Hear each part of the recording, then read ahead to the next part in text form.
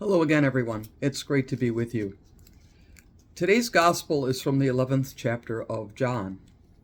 Now, a certain man was ill, Lazarus of Bethany, the village of Mary and his sister Martha. Mary was the one who anointed the Lord with perfume and then wiped his feet with her hair.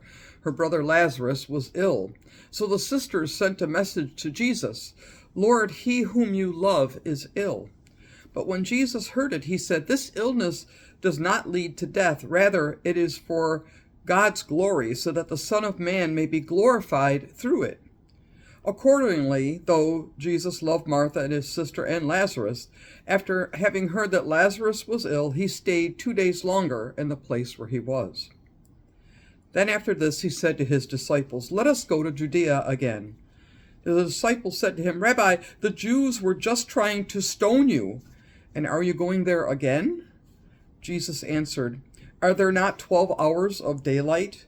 Those who walk during the day do not stumble because they see the light of the world, but those who walk at night stumble because the light is not in them."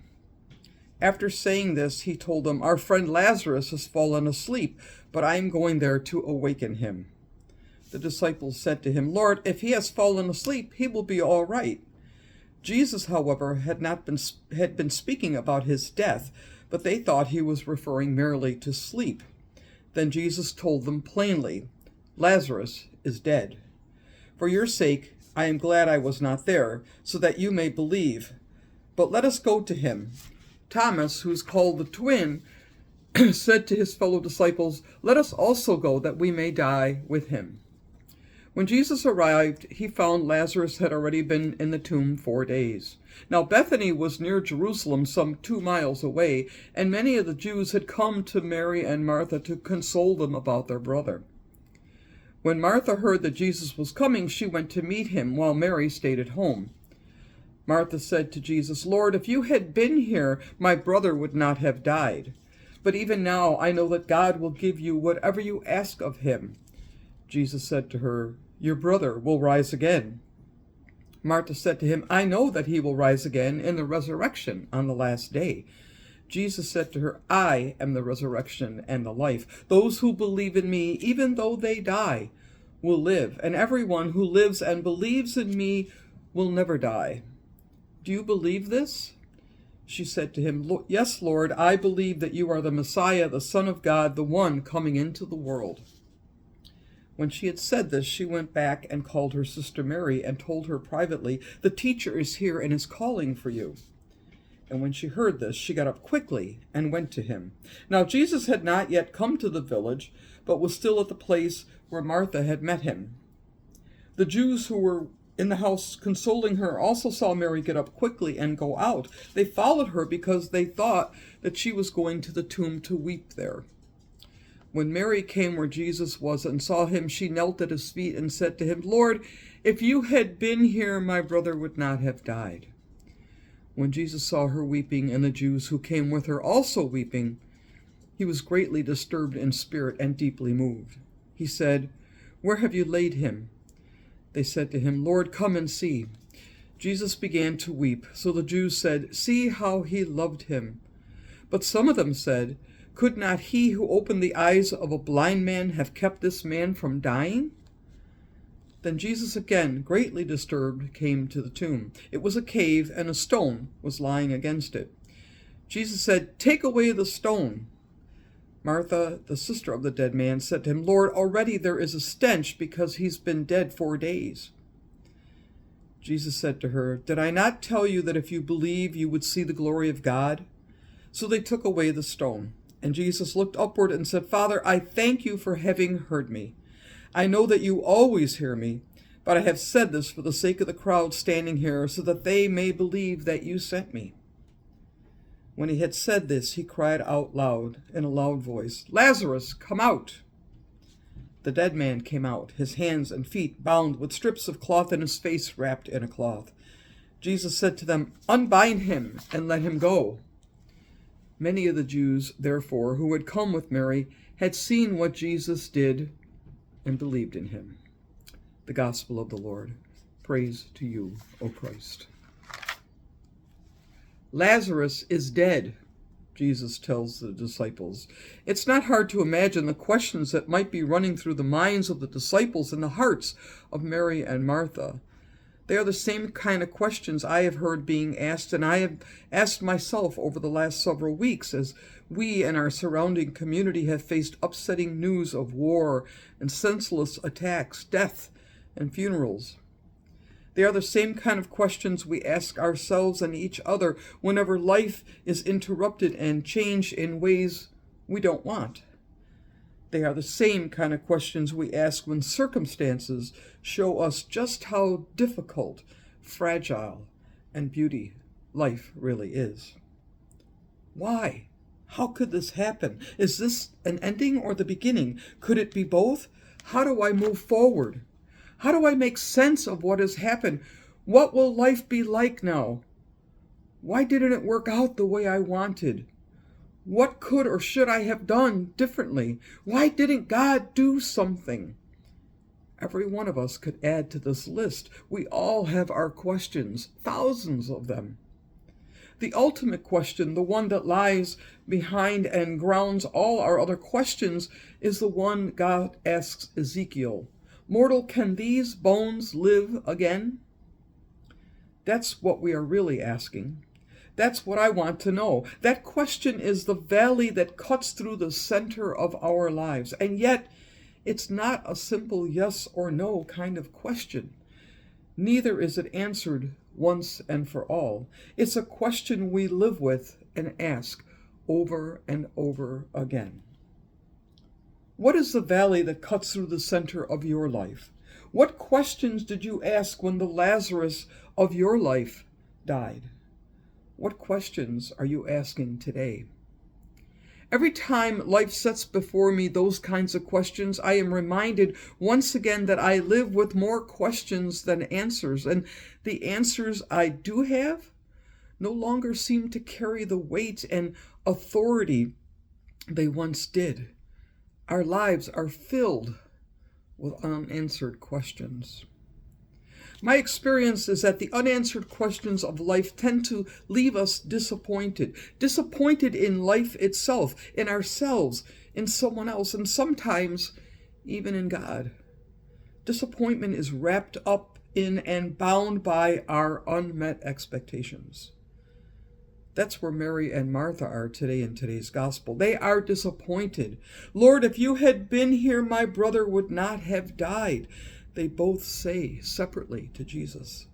Even the crowd that follows Mary is disappointed. They ask, could not he who opened the eyes of a blind man kept this man from dying?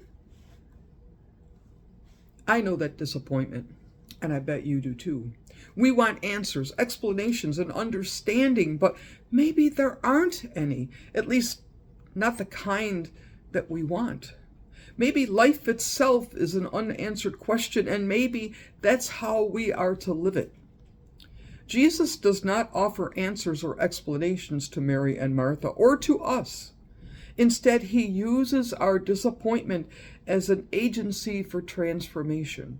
Jesus seems to know that disappointment is inescapable, necessary, and even a faithful response to life's circumstances. He neither criticizes nor ridicules Martha and Mary for their disappointment. Instead, he uses it as an opening, an entry point into their lives. There's something honest, heartfelt, and real about Mary and Martha's words of disappointment to Jesus. They are offering and making themselves available to him. They rethink what they know about life, death, and resurrection. They risk smelling the stench of death. They are walking in that valley that cuts through the center of their lives.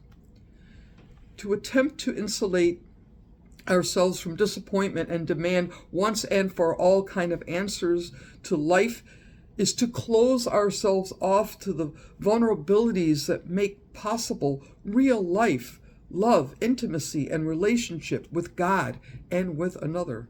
It limits what we are willing to risk giving or receiving. It leaves the stone in place over Lazarus' tomb and refuses to consider God's question to Ezekiel. While we might want to escape our disappointments, life wants to use them. Life will not waste our disappointments, and Jesus always stands in the middle of life. Disappointment calls into question our assumptions about life, ourselves, each other, and God. Disappointment asks us to reassess ourselves and our inner world. It is the first step in freeing us from misguided assumptions. It breaks old patterns of seeing and relating that have become hardened and less than life-sustaining. It opens our eyes to a deeper way of seeing. Jesus uses our disappointment in the unanswered questions of life and invites us to a larger foundational reality than what we create for ourselves and project onto the world. Isn't that what he's doing with Martha and Mary? I am the resurrection and life. Take away the stone. Did I not tell you that if you believed, you would see the glory of God? Lazarus, come out. Unbind him and let him go. With these words, Jesus is holding before Martha and Mary the valley that cuts through the center of their lives. Mortal, can these bones live again? The great question before us and Martha and Mary is whether we experience our disappointment as an opportunity for seeing and engaging our lives and the world in new, different, and life-giving ways, or whether we experience it only as a wound that makes us retreat from further participation. It's a question we answer every day. It's a question Jesus answered throughout his life. Don't think that Jesus did not know disappointment. He surely did. He knew disappointment in the death of Lazarus, the crucifixion, Peter's drawn sword and violence, Judas's betrayal, the disciples sleeping in the garden, the way his father's house had been turned into a den of robbers, his disciples arguing about who was the greatest, their inability to understand who he is, the world's refusal to receive him, and in a myriad of other ways. Every disappointment held before him, as it does for us, the choice between engaging or retreating from the world and our lives. He refused to be stopped by his disappointment. Instead, he used them as entry points into our lives. They become points of identification with us. His every disappointment becomes one more step deeper into the valley that cuts through the center of our lives. So let me ask you again, what is the valley that cuts through the center of your life? Whatever it is, it's a place through which Jesus has walked and shown the way forward. It is not the dark place we often think it is. It's an aperture into the light, a path that opens to new life, a clearer way of seeing, a true sense of ourselves, and a deeper experience of Christ. It becomes the place of our unbinding and being let go.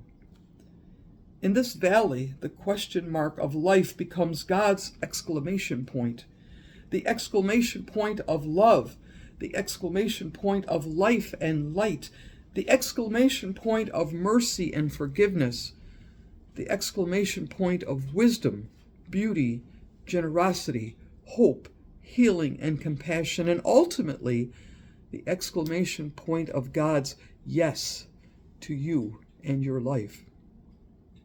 Mortal, can these bones live again? The answer to that question echoes throughout the valley that cuts through the center of your life. Yes, they can. Yes, they do. Yes, they will. And all God's blessed people say, Amen. Have a wonderful week.